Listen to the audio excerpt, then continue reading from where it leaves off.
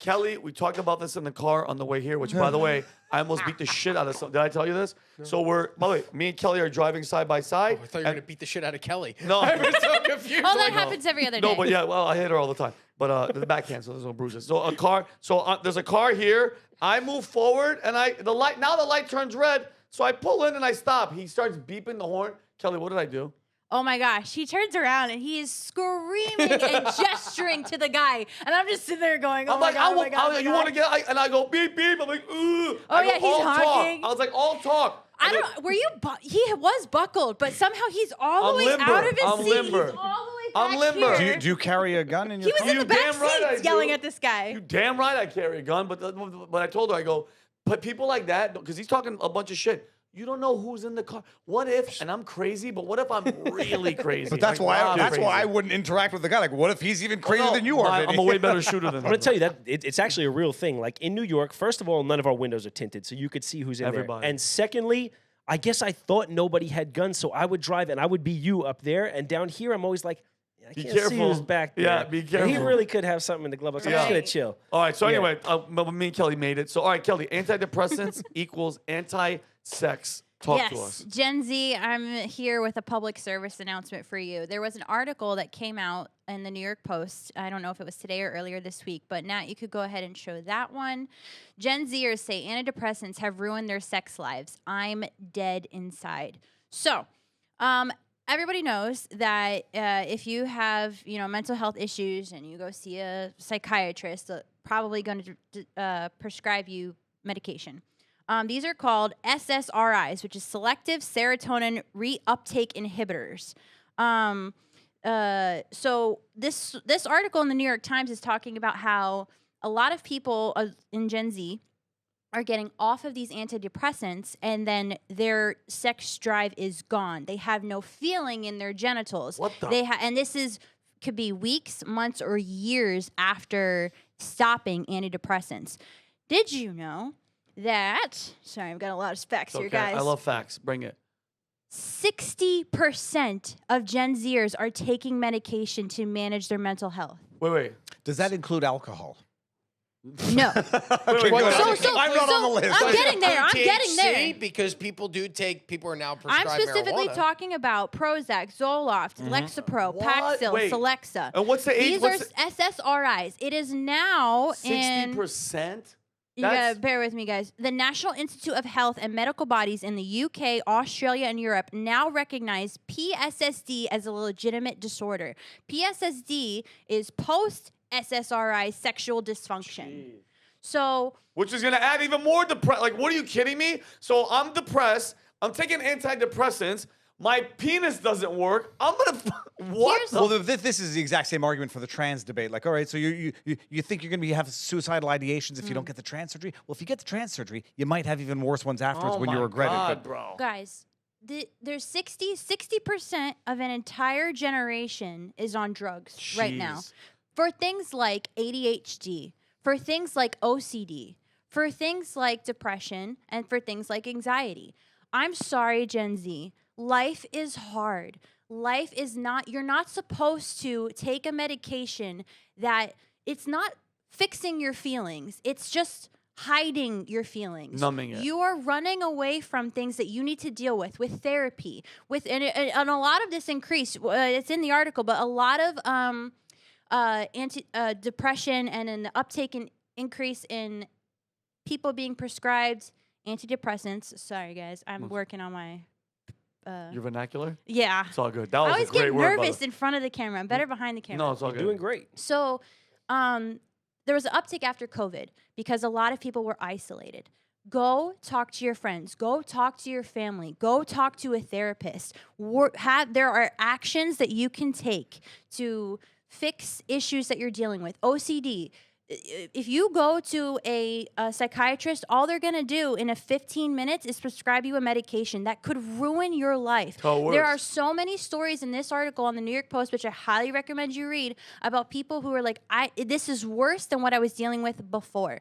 Again, antidepressants are there to hide your feelings. They're not fixing them. You have to do things that actually fix the issues that you're going through. Life's hard. And how, because now these people don't even have depression. They don't even have joy. They don't even have love. They don't even have all these amazing things that comes with that. And part of the reason why why you can have such highs is because you know how to experience lows and you work out how to deal with that. Kelly, the reason why their schmeckles are not working, is it nerve damage or is it psychological? So I think it's two things. It's both. So part of your body adapts to having the antidepressant, the drug, and it's hiding those inhibitors. So once you stop taking them, your body is then like, it doesn't have that thing controlling your hormones, your emotions. So then your body's just like, I don't know what to do. So your body has to relearn. I don't know how long it's going to last for some of you. Again, you're a very young generation. But here's the thing. You know how you get hangry, right? And then you eat food and you feel better. Right? Yeah. You know how you take caffeine and you get like that little buzz and you're like, okay, I got energy, I'm ready to go. Or protein in before the gym. And you know how you take alcohol and you get a little depressed. Those things affect you so much where it can change your life.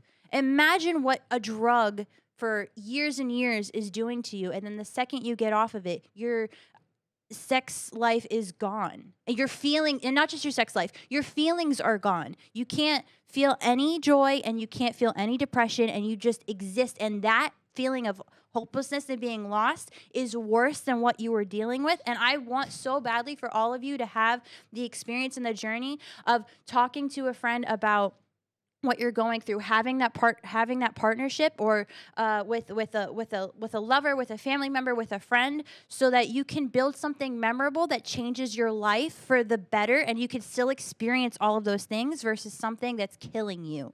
And as an athlete and as someone now who has the privilege of getting to work with athletes, I would tell everybody what I tell them, and that's you get one body. Like, treat it right. Treat it with respect. Amen. A lot of times you can't come back from a lot of the crazy things you do. You may be able to try to turn your life around mentally. You get to a certain point, but the damage is done at some point, you know? I know in, like, the red pill community, it's, like, frowned upon. Like, it's a big thing. Like, guys, the best thing to do is get out there, hit the gym, work hard. You get that serotonin rush, you know? Something like that is good. Like, if you're sedentary right now and you don't feel like you got anything going for you, get out there. Do something active. See people. Get sun. There are like so many like natural things you could be doing for yourself, and they really do help. Like, But they don't promote that, Chris, because they no, want of course you. not. There's money to be made. Exactly. There's lazy doctors, and people don't like. What I've noticed a lot of times that the doctors that I know, they don't like to have you leave and say, "I have no idea." So guys, They want to keep you rather- dependent on repeating repeating the services. Big pharma, spend more money, stay sick so that we can give you more and pump why this into fix in you. a day what I can treat for a life? You know That's what I mean? you're It's damn basically- right. Well, good day. No, I was going to say it is the over prescription of people. It's a phenomenon. I mean, it's and you know I have kids, and you can see how they start early. Like if a kid's misbehaving, you might want to put them on something. And like among my neuroses is mental medications. I mean, I make an exception for a nice martini. But like I went in for I used to get migraines. The doctor said, here's a low dose antidepressant. I was like, I'm not doing it. I went to talk to someone about cognitive behavioral therapy for potential obsessive compulsive disorder.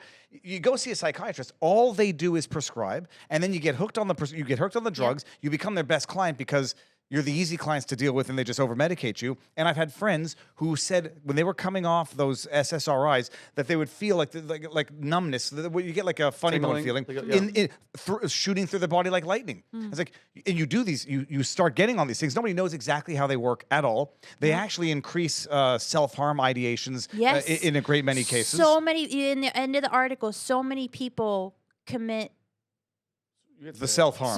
So self-harm. And they're gone because they have no feelings. Stop hiding from it. Fight it. It's funny you guys are talking about that. So on the way here this morning, dude, I've been peeing way too much at night. I'm on a blood pressure pill, but it's to the point where I'm up in the dark cussing as I go there. How many times a day do you pee? 3 to 4. Like I'm just peeing all. Wow. Yeah, I do that. I've been doing that. But then, and mind you, like my pee used to just. Dude, I used to knock paintings over and stuff like that.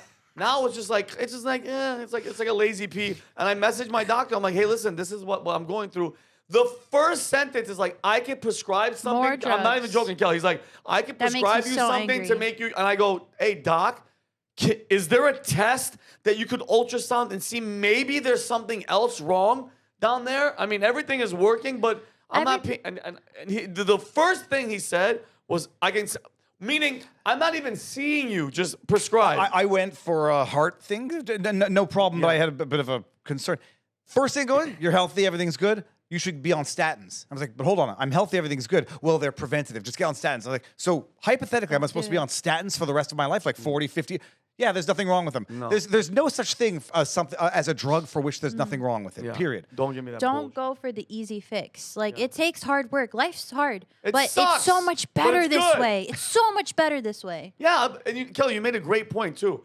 They want us away from each other. They want you on your phone. They want you playing video games. They want you to get your ass outside, talk to people. And I get it. There are some genuinely messed up, depressed. I get it, okay? I want you to get help. I want you to talk to the right people. But the drugs are not the freaking answer. One of the best clips that made its return was Tom Cruise. He's talking to Matt Lauer. Did you just repost that? I just saw that the other day. I think Pat might have. But it's like, he's like, no, do you know? And people thought back then, they made him like Tom Cruise was crazy. Sorry, Kel. But it's like, no, I just spit all over you. I don't slap her. I spit on her. Hell. But yeah, like they made it seem like he's like, no, he's like, you don't know, my friend, they prescribe you and you lose your mind. Guys, a lot of these mass shooters, they're on those antidepressant, whatever the fuck. Then they go into school and shoot everybody and we go, what? What could make them do it? Yeah, it's the pills. How about find alternative methods? It's true. They say, like, if you're depressed and you're about to do something, that you're not supposed to be doing, spend 6 weeks, exercise, commit yourself to some sort of routine. You start to feel a purpose again with the serotonin, and you start to look at yourself differently in the mirror. Your confidence goes up. Your self-esteem goes up. That's what I would suggest. If you feel like you're in that place where things aren't good, before you go ahead and make a decision you can't come back from, go put 6 real weeks into something that's going to be good for you. And then, art, workout, gym. Put your feet in the grass, chess, bro. Be with people. Just do everything else before you turn to a drug that might ruin your life. Yeah, do the thing that Rob, the butt naked yoga with the man. Windows. Yeah. What? Wait. I'm sorry, what were you talking about? When I went, the butt naked yoga to do with the man. Yeah. And it's called like Bikram, sweaty, male on male. Oh, I thought you were talking about the movement of people tanning their buttholes. I don't know if you remember that. No, that's the best, dude. Gross, there's a lady. No. Go outside and do that. It's an amazing thing where people say, like, I don't eat healthy, I don't exercise, I stay indoors all day. Give me a medication to make me feel better. Like, if you don't act well and you don't treat your body properly, why would you expect to feel good in it? Yeah. And the drugs are the easy solution. Like 6 weeks is a long time. That's going to deter a lot of people, but you got to start. Who are you with? Yeah, it's either that or the alternative is your wee-wee doesn't work for the rest of your life. But last thing, the beautiful thing is so many people are doing what you're talking about. If you just take another route, you're going to pass so many people. You know what I mean? Everybody's taking that shortcut with the drugs. Go do the right thing. Yeah, and it doesn't work. So if you like this clip, click right here. And if you want to see more like it, click right here. Stay angry, Patriots.